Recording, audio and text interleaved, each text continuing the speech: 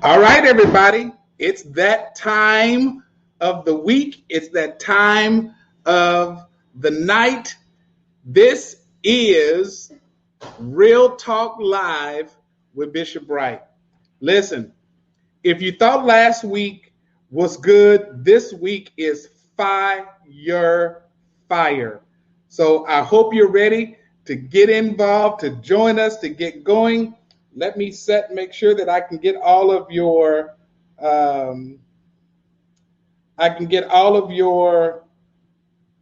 comments to come in. That's what I was trying to say. Give me just a sec. Let me make sure I edit here so that I can get your privacy settings going. And we are ready to get started. Let's bring back our crew from last week. We are coming in. Let's see. We have Bishop Foreman from Denver. What's going on, Bishop? Hey, Bishop. How's it going, man? You know what? Listen, I'm good. Looking forward to our discussion today. All right. We also have Pastor Eric Jones from Austin. What's up, Bishop? Hey. Yo. Bishop Foreman, how you doing, man? Listen, man, that's all. Yes, sir. We also have Mr. Quentin Tyus. How y'all doing? All right. They look like he in the studio getting ready to make an R&B album. Come on, R&B album. Come on here, I love it. And then we have Mr. Derek Lewis. Hello, everyone. All right, Lewis. So doing great. All here. Are you ready? Are y'all ready for this? Come on. Tell me, are you ready for this? Because it's about to go DOWN tonight.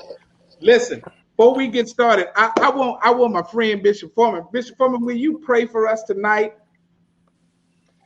Yes, sir. I will absolutely do that, but I got to be honest. I'm going to need that picture up off of Derek. That picture right behind him with that gold in it. I'm going to need that up off of you. So you can send it or I can just come on down. You can't be wanting that. Y'all got a lot going on. Listen, we got to hear the prayer first. Let's see if you know the Lord. Listen, I ain't got to know the Lord. Hey, now listen, this is not required knowing. Father, we bless you. We honor you, sir. We thank you for this time tonight. We commit our conversation into your hands. We pray that ultimately you would get the glory out of everything that we do. Bring clarity, bring courage, and also bring conviction where necessary tonight. So we give you glory in advance for this discussion. And ultimately, Father, we pray that people would give their lives to you. You said in your word that you wish above all things, Father, not only that we would prosper, but you wish that all men would be saved. So tonight, draw people from the north, south, east, west, every background, every pedigree, and bring them to you. In Jesus' name, amen.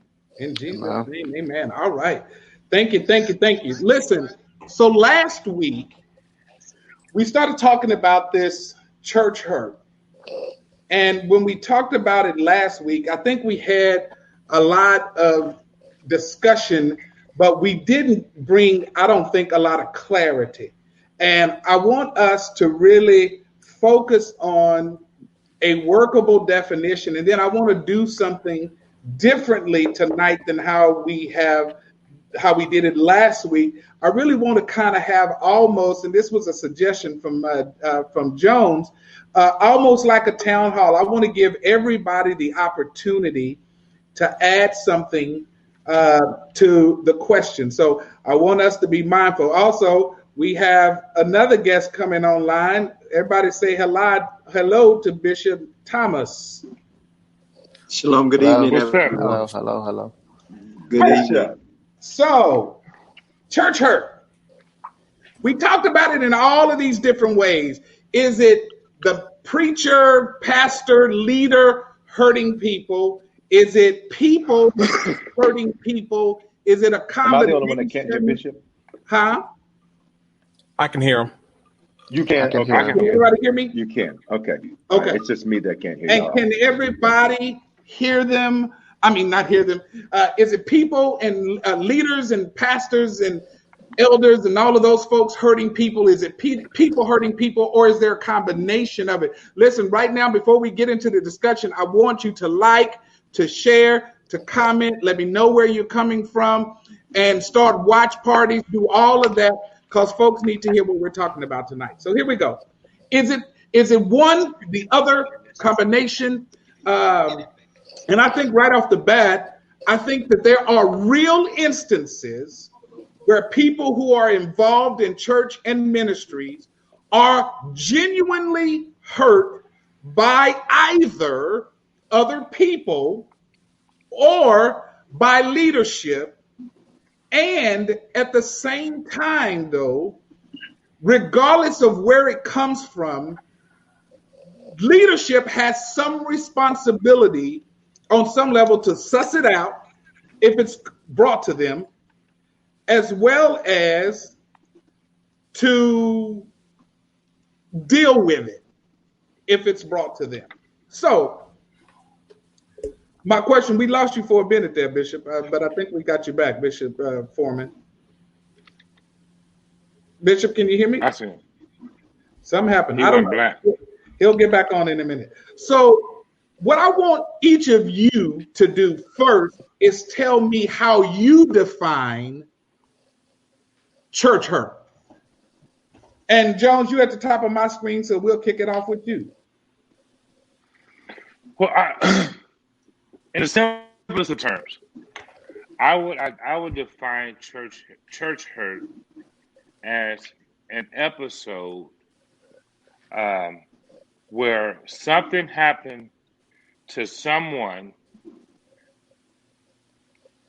personal, and when someone got something from the church that they wasn't expecting to get, in a form of any type of hurt and or disappointment, because it just seems like I believe that when people go to the church, normally, in some cases, they're going to something because they're trying to escape something.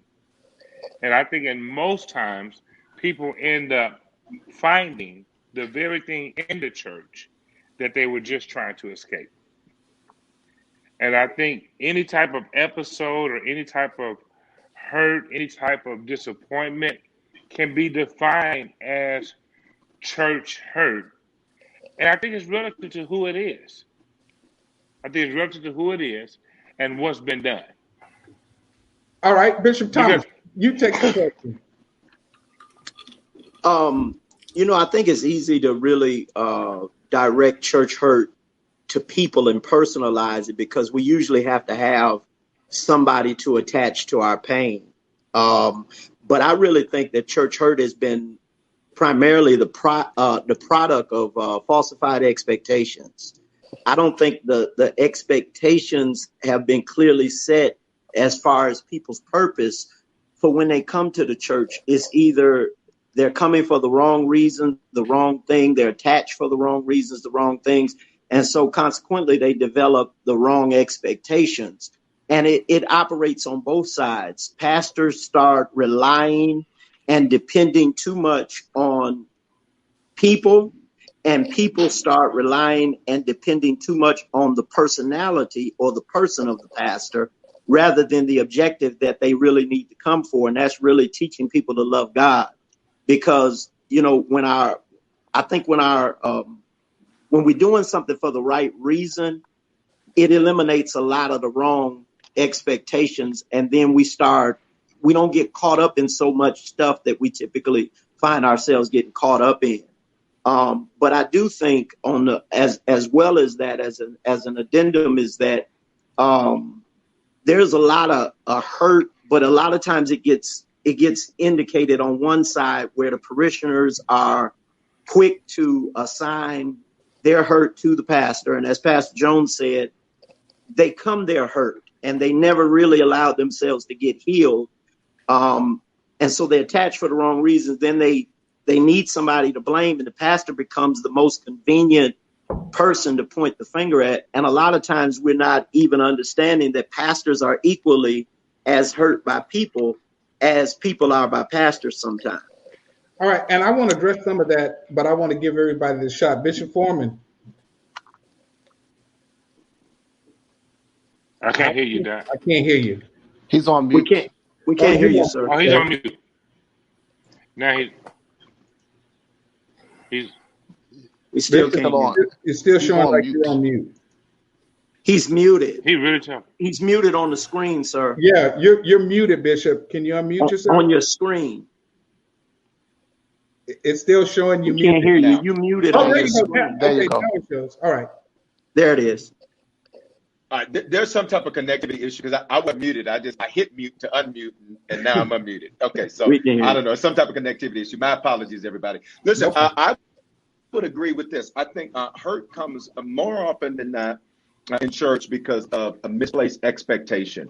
I think the reality is when we just look at the simple definition of the word injury, an injury can come many times, I think, number one, because of misplaced expectations. Number two, injury can come because of misplaced motives or misplaced agendas. If I didn't come for you, it's going to be very difficult for you to injure me in a way that is nefarious in nature to where I carry that hurt with me. And then I would say thirdly and finally, I think that hurt often also occurs because one, sometimes just friendly fire. Sometimes in the hustle and bustle of life, human beings sometimes can injure human beings, and it's not intentional, but sometimes that can happen. So, All right. Now I've That's heard my from the definition. pastors. Let's go from non-pastor. Derek.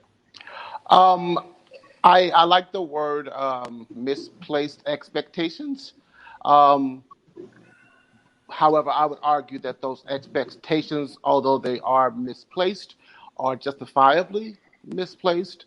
I think that for me, church hurt is when a person is victimized by a person whom they have placed their trust in.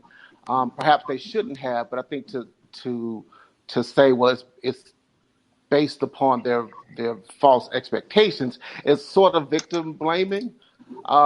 And it's a way of sort of putting that off onto the victim instead of the person that is actually the victimizer. All right. Q. Overall, I like what everyone said. I guess the only thing I can add or put footnotes into that, even with Pastor Jones talk about hurt and disappointment, I think that is the standard of, real church hurt is disappointing in some aspect.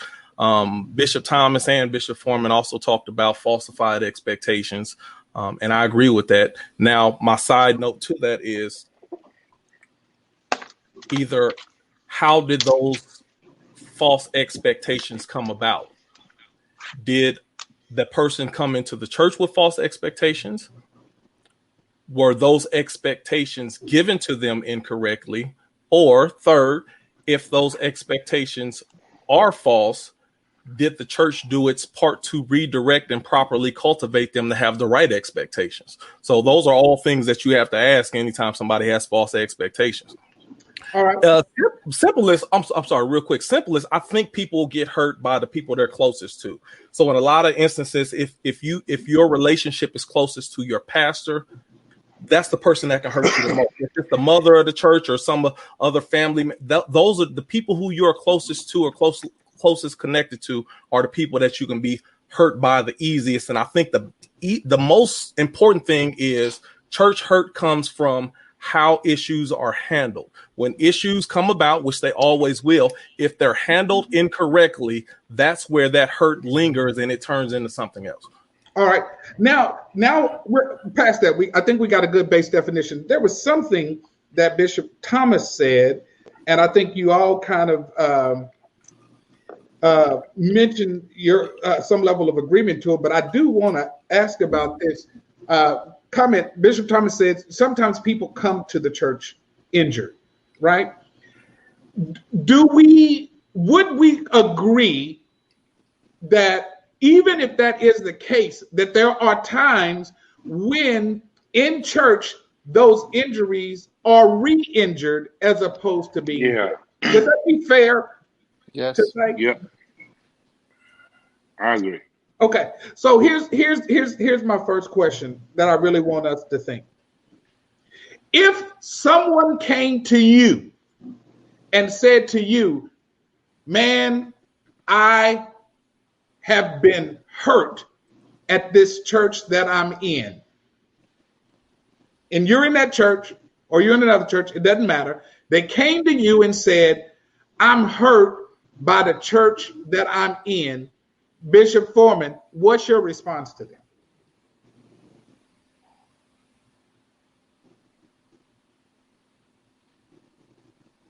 You're back on mute. Oh, we got those connectivity problems again.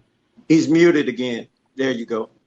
There you go. He's like, I'm not muted. How about now? There you are. You're good. Yeah, there you go. See, I'm muted, but when I click to mute myself, then it unmutes. It's the craziest thing. So I'll swap devices. Bishop, can I ask you to ask the first part of the question again? I apologize for the connectivity issue. If somebody came to you and said, I have been hurt by the church that I'm in, how do you address them? What do you say to them? What do you do? So first thing you got to do, like any good physician, is you have to give a diagnosis before you can give a prognosis. So what happened? Tell me what happened. Let's go level by level, situation by situation. Tell me what it is that happened. Oftentimes when we begin to examine hurt, we realize that much hurt is self-inflicted. Self-inflicted wounds. Jeremiah says it like this. He said, David says it like this. Both of them actually say, he says, my wound is foul and it's festering. And he says, I got to bear it. The reality is that sometimes those wounds are self-inflicted. So what happened? Tell me what happened. Walk me through the situation. Are you hurt or are you angry that you didn't get what you expected? Got it? Which created a sense of hurt. But the reality is that there can be an expectation. One of the comments that was made earlier about victim blaming. The problem when you start using terms like victim is that that's a relative term, often based on a false premise. Donald Trump thinks he's a victim. He thinks everything that happens to him is unfair because his sociopathic narcissism makes him believe that anything that doesn't go his way means he's been victimized, right? And so the danger about using a term victim is that if you don't have all of the facts, you can't assign who's the victim in a situation unless you've got both parties. And then even then, you're only going to get perception, not reality. So to your point, my question would be, tell me what happened, walk me through it, and let's see what really happened. Were you hurt or just angry that you didn't get what you wanted or expected? Were you hurt, or is it that you are simply a person that always finds yourself in the seat of the victim? Jezebel thought she was a victim too, but she was the greatest victimizer of all. Bishop Thomas. Well, I kind of want to back up just a little bit to what you first said regarding re-injury, because typically re-injury occurs more often than not when a previous injury hadn't been dealt with or totally addressed. And I think when Bishop said about the prognosis, there's a term said necessity is the mother of invention. A lot of times it's the necessity of the churches, the pastors, the leaders, to need help so bad that we put hurt people or injured people in positions without clearly defined lines, which again goes back to expectations. We don't understand what to expect from them or them to expect from us, because in the prognosis state of it, I don't think we're doing a sufficient job in realizing who we're dealing with. As Bishop said, so we're not diagnosing them at the beginning. We bring them in, we give them one perspective, which is we have new membership classes that typically are designed to outline the beliefs and the parameter systems of the church, but never really sitting down and diagnosing each person for where they're at, because you need to know that before you put people in position, because hurt people continue to hurt other people.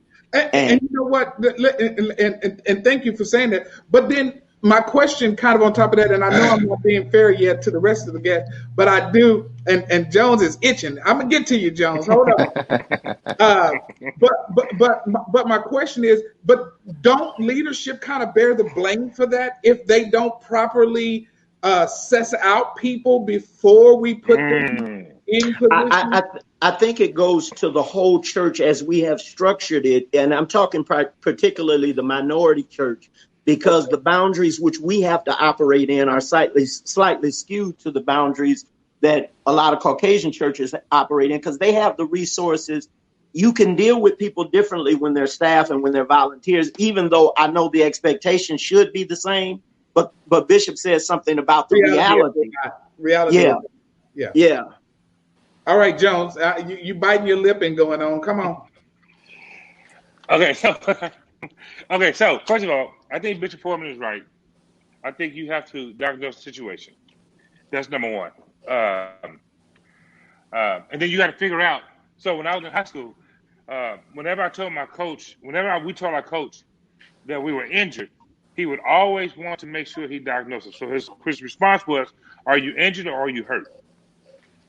Are If you're you injured, what? you cannot play. Are you Keep going. injured or are you hurt? Okay. So Okay. if you're injured, you cannot play. But if you're hurt, you just got to suck it up, right?" And I think a lot of people that are dealing with church hurt, right, are really just like hurt but not really injured. And it's kind of like what I said last week. Sometimes we confuse church hurt with finish hurt. And I think that's the danger. That's like, and I've experienced that so many times. People claim that it's church hurt, but it's really not church hurt. It's just like you got hurt by somebody else, you know? And so I think we ride this church hurt thing for too long. Now, here's what I really want to get to. What I really want to get to is this. Last week, I felt like we had a whole bunch of talk, but no solution, right? Right. And so, and just for the record, Bishop Foreman, when I got this meeting last week, I called Bright. I said, Bishop Foreman is my dude, right? But what I hear a lot of, right? And I want us to be transparent, real, and accountable.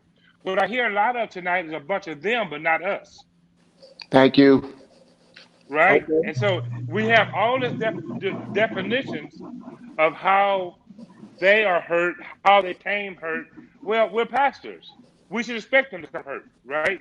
God expects shepherds out of his shepherds. He expects sheep out of his sheep, right?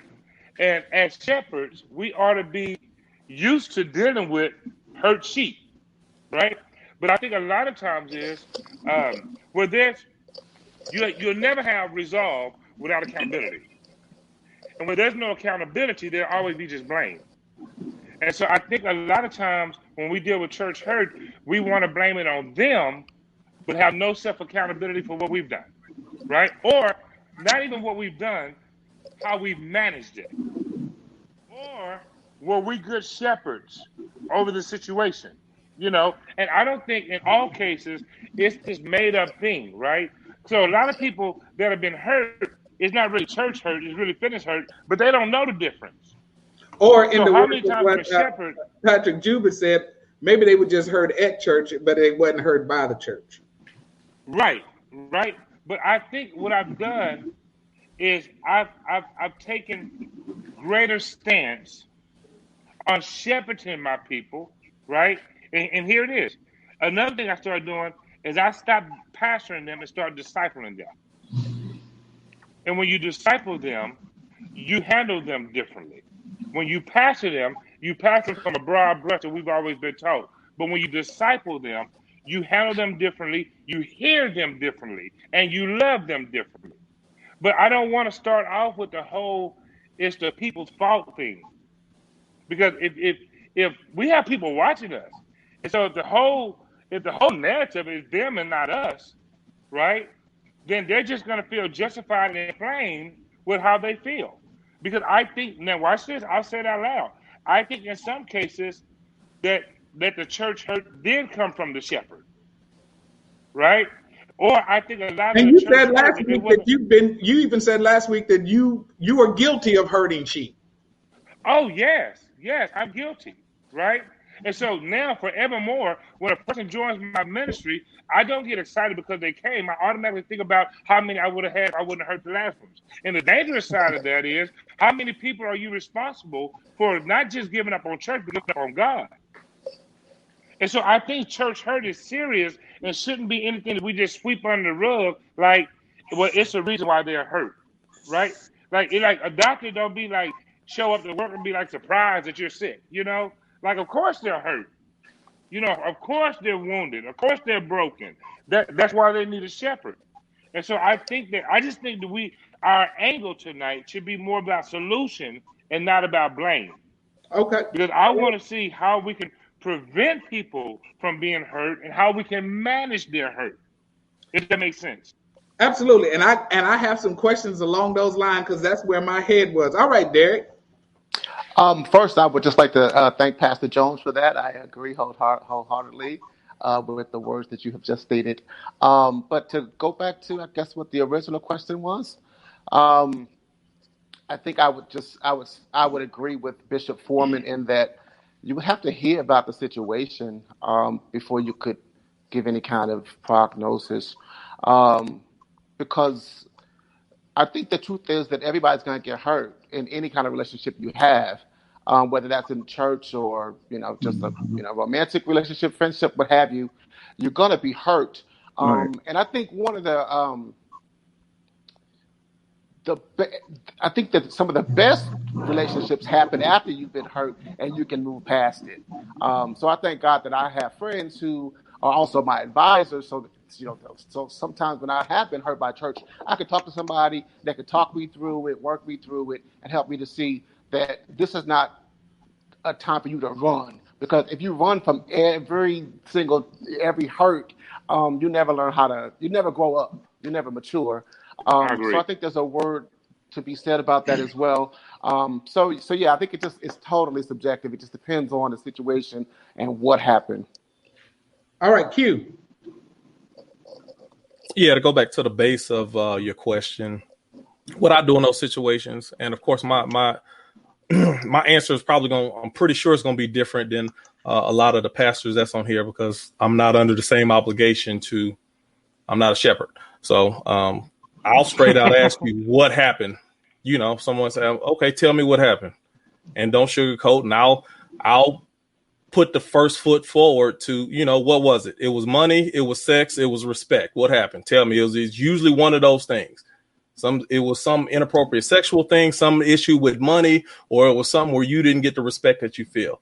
And in other cases, it could be other things, but those are usually the main things. So tell me what it is. Once I find out once you tell me the real story, then I can find out where you should be accountable, where that church should be accountable, because I'm just going to give you an honest assessment. In some situations, you probably need to leave that church. In other situations, well, you seem like you kind of knew what was going on. Why didn't you make a different choice? In other situations, well, I want you to look at this in a different manner. I want you to see it from this perspective. Moving forward, how can you operate in a different way to where you're not hurt and you don't hurt other people? And also some of these other people who are involved in this situation, what do you think your actions may have done to them? So anything that happens, I try to get people to see from a wide range, the totality of it, so that they can make the proper decision moving forward, and they're not continuing to get hurt. They're not continuing to be in an environment that will hurt them, and they're not continuing to be poisonous within that ministry that they're in. Because some people, if you don't help them properly, they become that poison that turns around and spoils the rest of the bunch. So, those, because as the whole thing overall, I don't care who's the victim, because in one issue, everybody's going to be the victim at some point in time. But how do we get you to move forward in the best way possible so that you can be a better you? That's the advice that I would give to somebody. All right, Bishop Foreman, we had a question come in from Facebook. I agree with Pastor E. My question in my heart was, what if the man of God was the one that hurt or wounded someone? Would he take accountability? If you were the person that wounded somebody, and their perception that they were wounded by you, they tell you, Bishop Foreman, you hurt me. How do you address that? Great question. So life and love are contact sports. You're going to take hits if you're playing it well. Can y'all hear We me? can hear you. I promise you, Apple has got to get their stuff together. This ain't gonna work. Listen, I'm gonna cross over to the dark side. Never that. Don't you do that. That's the devil is a lie. Listen, but then I thought y'all was praying, man. Pray for me. So listen, so here's the thing: life and love are a contact sport. You are going to take hits if you play it well. So at the end of the day, hurt is something that's inevitable. Hurt is something that's going to happen. Hurt is something that you're going to deal with. And so hurt simply means that you were operating in life and you were operating in love. That being said, if somebody comes to me and says, Bishop, you hurt me. Again, I'm going to ask the question, well, explain that to me. Show me that. Explain that. And here's the simple thing: if that's the case, one, I think it's prudent of everyone to always apologize wherever there is a perception of something. You don't lose by being apologetic. I don't think there's anything to lose there other than a sense of pride. But then you deal with the facts of the matter. And the facts of the matter may be, I didn't hurt you. What was hurt was this, or, whatever the facts of that situation are. And if it's legit, then you certainly apologize for it. But there's nothing wrong with apologizing for a perception of something. And then you deal with the facts of the matter. You address it and you handle it. I think one of the things I love that both Derek and Q said is that think of a marriage. In a marriage, if every time you're hurt, you want a divorce, you don't have a marriage. That's not a marriage. That's no relationship. So I think you got to look at that in the same way as it relates to if you're interacting with church and you love your pastor and you love your church and you love your man of God. Well, why is it that if you got a problem, the first thing you want is a divorce? You've got to have communication. That's an interesting perspective. Very interesting. Love it. Even if you got an issue amongst another member, because let's be clear, the church can't hurt anybody. The church is an institution. The church can't hurt anybody. The people can do all types of things, but people hurt you on your job. And guess what? You didn't get a divorce from your job. You got a car accident and you are driving home right now, or you drove there, you're going. So hurt is a part of life. I love what you said. You got to learn how to deal with it. And I think the danger, you can heal from it or you can manage it, but those are two different types of medication. And too often in life, we have learned to manage pain and not actually heal from pain. So consequently, you become addicted to drugs that help you numb the reality of what's going on, but you never actually solve the reason that you felt that way in the first place. Bishop Thomas. Well, I want to go back. I definitely agree with Bishop Foreman, and I appreciate what Pastor Eric said as well. But I think we started at that point where we were talking about hurt on both sides. One of the things I think we cannot do, and that's why I appreciate you running this back for a second week, you can't ever rush to solution without understanding problem.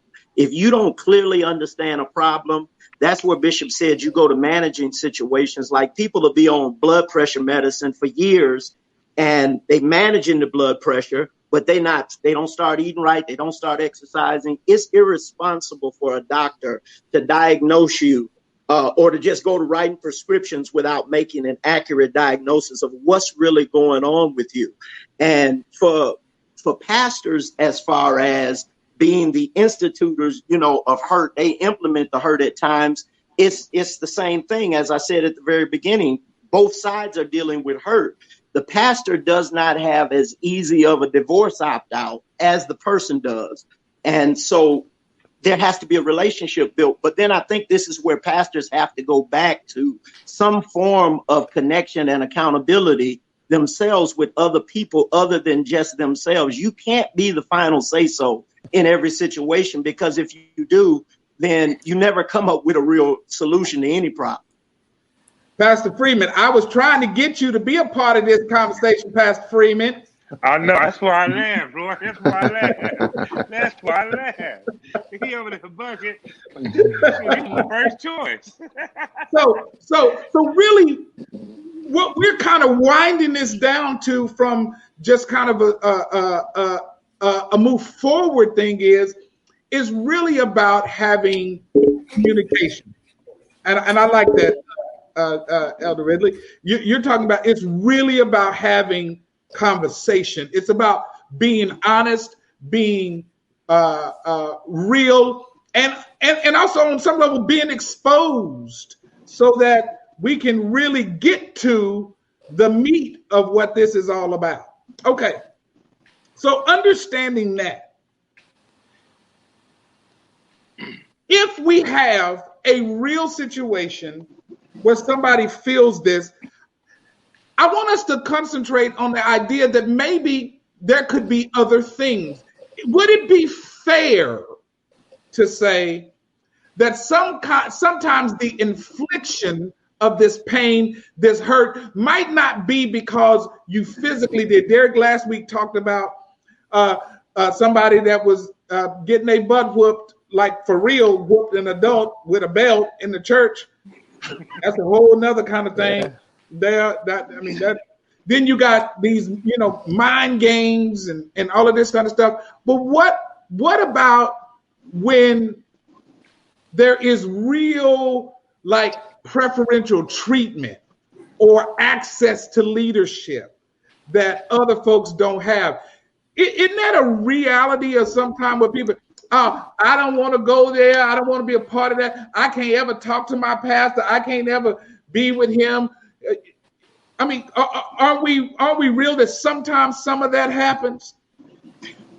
Yeah, but you just need to grow up. That shouldn't be church hurt, though. Yeah, because that goes back to misplaced expectations. But that's kind of what my point right there. That's really what my point is. My point right there is, but that's what gets in this laundry list. And that's why I wanted to start with trying to make some real definitive definition, because you start putting all of this other stuff. But I'm going to tell you, I guarantee you tell somebody you need to grow up, and they're going to feel like you are part of the problem. You are perpetuating that hurt. Bishop Foreman said something really good. He talked about managing, and I love what Jones had to say about this idea of were you hurt or were you injured? Because if you injured, you can't play no more. But if you're hurt, we can work with the hurt. We can put a wrap around your leg. We can put a wrap around your arm. We can put some compression on it and get you loosened up, put some ice or some icy hot, put the heat on it. We can do something to get you where you can get back in the game. Too many times, folks who say, I've been hurt, they quit the game. And that's what we have to stop doing, is acknowledging people who quit the game for no reason at all. Well, Bishop, simply, I think you should. I'm sorry, go ahead. But we also have to be sensitive to when stuff is real. What were you gonna say, Q? Just along with that, I think for the person or the member, you shouldn't have any other expectation outside of what you have in a relationship. Now, if you jump out of a relationship every time anything happens wrong, which you find some people who do that, then well, okay, that's what you expect. But if you're willing to learn and grow together in a real relationship, then you shouldn't have different expectations of a church than you do in a relationship or at your job. Now, even in relationships, certain things can become toxic. Certain things can become abusive. And in those situations, yeah, you probably need to get up and run. But don't have different expectations that you would allow in one aspect, but then you don't allow them in the other. That's all I was going to say. All right, Bishop. I think that it might be what might be problematic is the word relationship. When we use that, lines get skewed, because nobody goes to Dell Computer and be mad that they can't hang out with Michael Dell.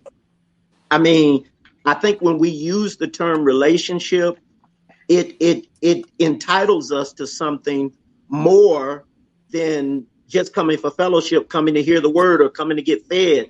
And that's where the misplaced expectations come in, because even as a pastor, when I've allowed lines to get skewed and get into more relationship than fellowship with people, it ended up with either me hurt or me hurting somebody, and I think maybe that word, because when we associate relationship with something, we associate access that may not, like when I go to work on my job, I don't, when you go to work on your job, you don't feel, I done lost y'all. Ever lost you?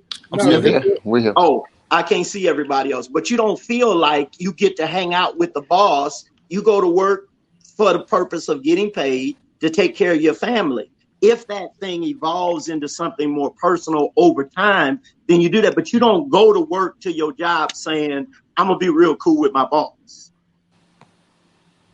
I wasn't talking directly about just pastor to member, but even people in the church, whether it's family, no matter what it is, you have a relationship with the church.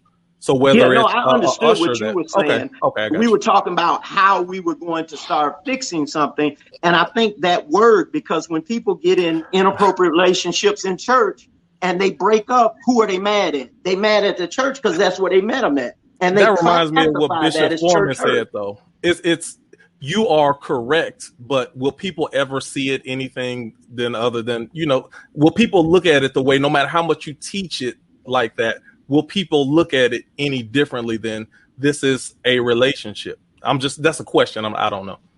I think they're capable of it because they do it on their jobs every day. We just don't define the lines enough, like going into any situation, understanding, it does a lot of things to eliminate a lot of tension and stuff if you got an understanding, going in. So I just think maybe that word might be at the foundation of some of our issues.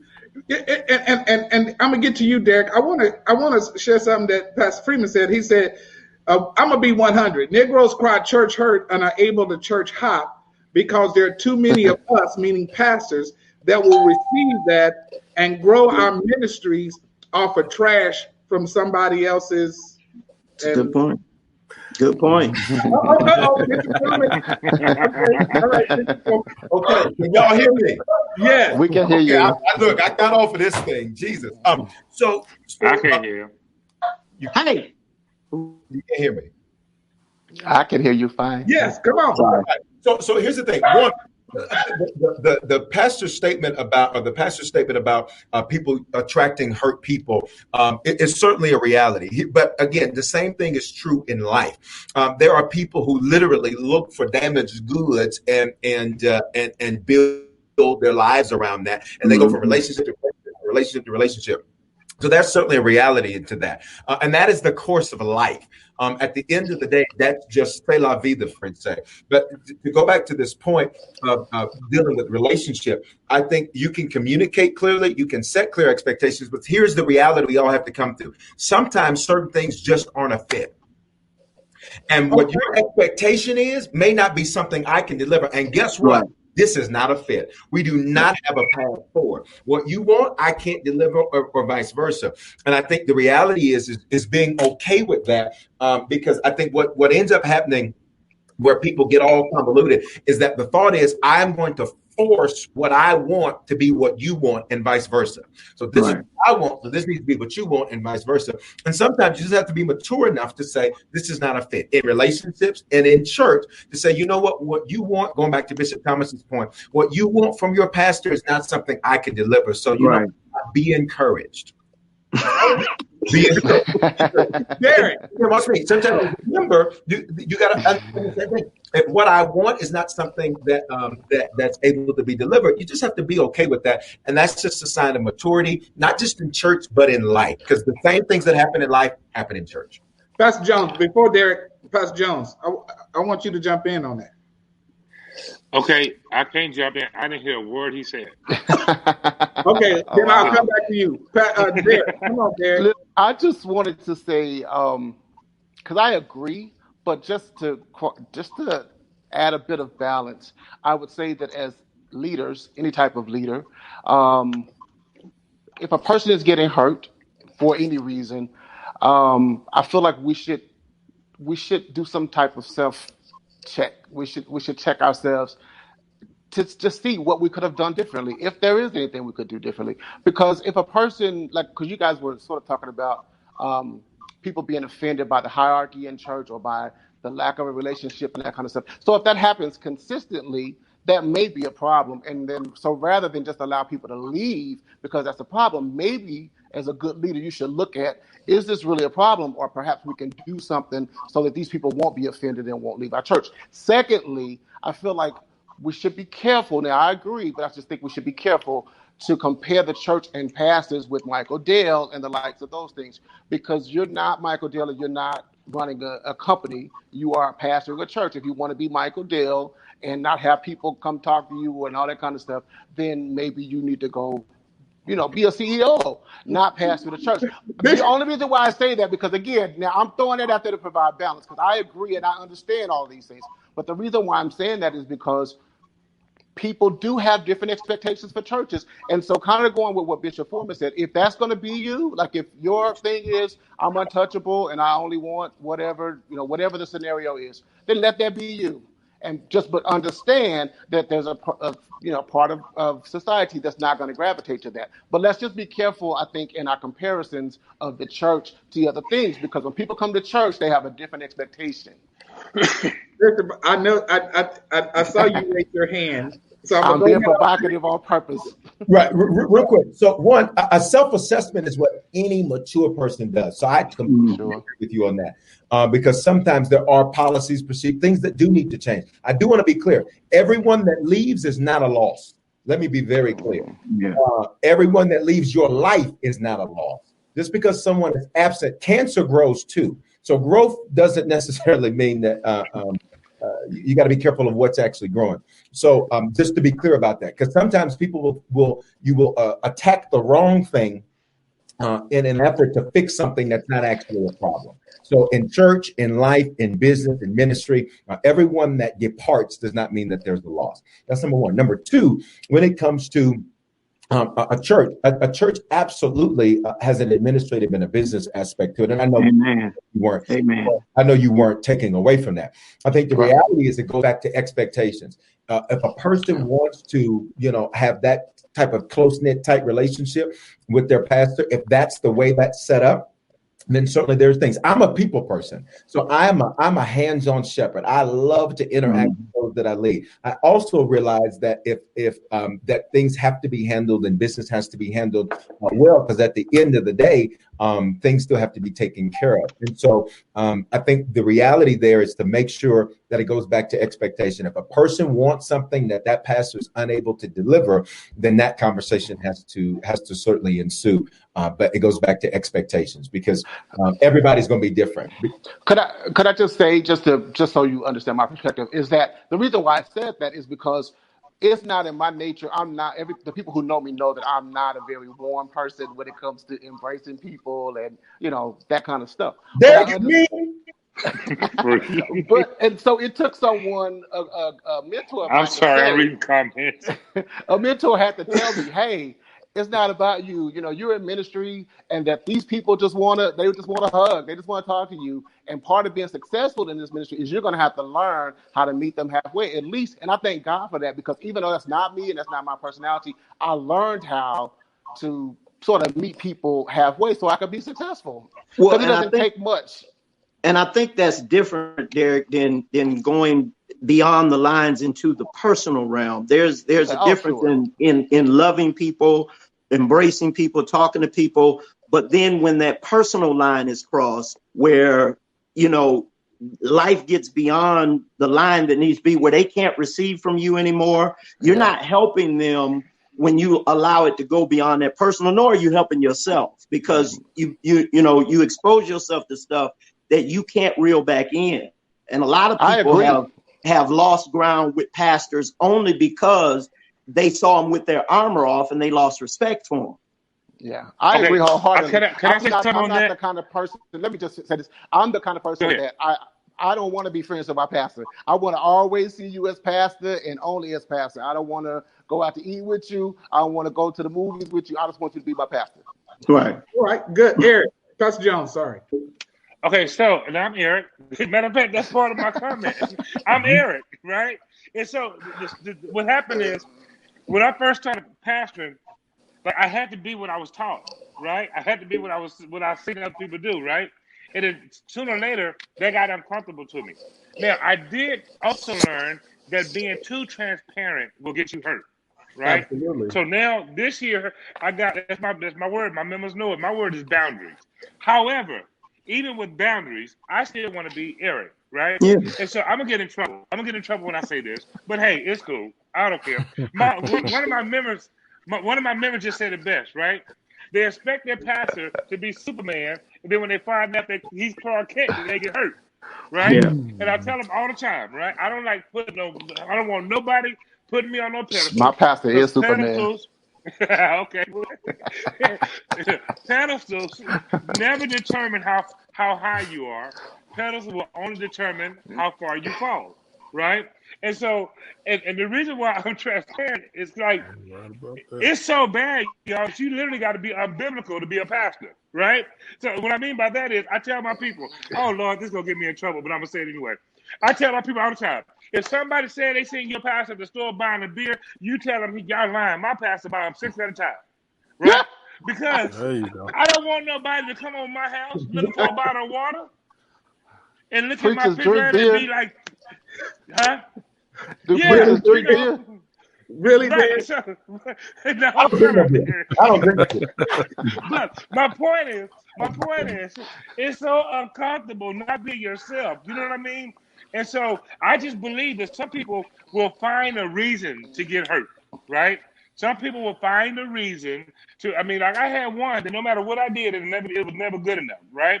Derek Locke came to preach in my church. He said the Bible says that your job is to go after the one that was lost, not the one that left. Right? So what I stopped doing is I started chasing members down. If they want to be hurt, right? It's funny that at my church, they hurt and they bleeding, but when they go to the next church, they fine. You know, so I don't chase them down. I just think some of them are just who they are, but I will not ever again pastor being uncomfortable. I mean, you know, meaning you got to watch everything you do, everything you say. You know, they're offended by something I say, but they cuss in the sanctuary. Like what? You know? And so I think there's a line. Like you hold your pastor to so much that you know that you forget that but I tell my name is Eric Jones. And I was I'm like a dude, like for real. I'm a dude. I'm a guy, right? And so don't never hold me to such an esteem that you expect perfection out of me, that you expect me never to fail, never to fall, never to have human moments, because I'm gonna have human moments. And if me being a human, right, impacts you negatively or causes you to be hurt or causes you to be disappointed, I mean, they're so big. Like, bro, like, leave, cool. And I tell people, and listen to me when I say this, right? It's God's church by ownership, mine by stewardship. I don't believe in the philosophy that you can't tell people to leave your church. Yes, you can, right? If people are disrupting at your church, I welcome them to leave. I've had two that already told to leave, right? But at the same time, when you hold them accountable for their jump, in the same manner, are they going to hold you accountable? And sometimes, as pastor, hell, I get tired of being the victim. All right. I get tired of everybody always jumping on me. Q, so what is this? Bishop Foreman used the phrase. I like the phrase Bishop Foreman, Bishop Thomas, I'm sorry, used the phrase. I like the phrase. The phrase he said is that they see you with your armor off. Isn't That was dope. Isn't that, do you want to know your pastor with his armor off? Can you keep who he is and what he does in perspective? Derek said, I don't want to be close to my pastor. Can you keep who he is and what he does in perspective? Or do you want to have that veil, that wall there? Well, for a couple of reasons. Number one, I prefer to have the wall. It's ignorance is bliss, and it's better to just sit back and be able to hear the word without knowing everything that goes on in the back room. Now, let me give you a disclaimer. I am the son of a preacher. My dad has been pastoring for over 30 years, so I have no desire to be close to any men of God because I've already, my father was one, and I've seen all of them, and there's nothing glamorous about it behind closed doors, if you want to be honest. Not even from a them being people standpoint, you know, just them being human beings, but also what they have to deal with in order to keep ministry moving. That's God is verbally going to have to come down and speak to me if I ever become a pastor or something like that, because I don't want it. I've seen it all my life. I don't want it. So to answer your question, if God calls you and tells you to do that, wonderful, but I wouldn't call it a desirable thing. I've never had it, and ironically, I think that's why God uses me the way that He does, because it's Moses' thing. When you don't want it, then that's when God kind of chooses you. But that's my answer. Bishop Foreman, Elder Ridley said in her statement, keep your witness. You're a leader. You can always succumb to your weaknesses. Don't let your right hand know what your left hand is doing. Okay. So Pastor Jones said, you know what? I'm Eric. I'm who I am. If somebody come and say, hey, I saw your pastor buying a beer, you know they lying because I buy 6 at a time. 6 of them. Is it okay for a pastor to be that exposed? I think a pastor should be himself. Listen, can y'all can't hear me? No, I can hear you. I don't know what's going on. It's just me. Okay. So I will say this: a pastor should be themselves. When you are yourself, 100% of the time, all the time, you are authentically you. I think that's just the way that everybody should be. It's very difficult to be a character because we have to remember when to go into character. And so that's how I live. That's how I pass. I am myself. And so at the end of the day, I love life. I love what I do. I love people. I have a good time and enjoy it all. But you should be yourself. And so, again, when you get into the specifics, I don't want to delve into the specifics of should a pastor do this or do that or do that or do that, because I think that's not the direction we need to go, especially with 5 minutes left. But a pastor should be themselves. Oh my God, we only have 5 minutes left. Right, we only have 5 minutes left. At the end of the day, a pastor should be themselves. And when you're yourself, you are free because you're not held hostage to anybody's perception of you or what anybody expects of you. This is me. What you see is what you get. And if you like that, let's go. If you don't, I understand that. Bishop Thomas, a comment came in, a pastor has higher standards. That's funny. I mean, a parent has higher standards. You know what I'm saying? It's certain things. And again, this goes on the whole misplaced expectation. There are certain things I won't do around my children to this day. And they're grown because, again, I have to have a certain level of effectiveness with them that there's just certain, but again, that's just me. There were certain things my grandmother, I never heard my grandmother cuss. I'm sure she cussed. I just never heard her cuss. You know what I'm saying? So I think that with every territory, there goes a level of responsibility. And with the level of the pastor, in my opinion, I think that, yes, there is a level of higher expectation, whether it's fair or unfair, because sometimes, as Pastor Jones said, they put unfair expectations on us. They don't want us to be, even human. But I think if we can keep the lines at different times, listening to it from Q's perspective, and I know Q very well, he served me for years, and he's very capable of seeing you with your armor off and not losing regard. But I love the fact that he said, ignorance is bliss in that sense. I'd rather not have to fight what's going on in my head while I'm listening to what you're saying because you've overexposed me to something. So, and Bishop, just to deal with the comment, because you said you're comparing apples and oranges and all of that. Again, a pastor being themselves is a very different conversation than standard. Those are two different conversations, and the conversation we're having is a pastor being themselves. And yes, a pastor should be themselves because all people should. A conversation about what they should be doing and what they should practice, that's another question. So we just got to stay. Well, and I think he asked that question, though. He was asking me, should we be held to a higher standard? No, and that's why I was saying sometimes the line gets skewed between being yourself and not holding a certain standard that is reasonable. Now, where Pastor Jones went into was areas that there are unreasonable standards put on us. Sure. But there are some standards that people expect of us that's reasonable, like standards my children expect of me that I'm sure is reasonable. So that's just my opinion. Right. Well, everybody, but I know we got to go, right? I want to ask Bishop Thomas something. I know we got to go. Bishop Thomas, yes, I was listening to Judge Karen Mills. I love Judge Karen Mills, right? People say when they're in court and they say, well, I didn't know, she always says lack of knowledge is not a defense, right? Yeah. So my question to you is, how long should I be responsible for your lack of knowledge?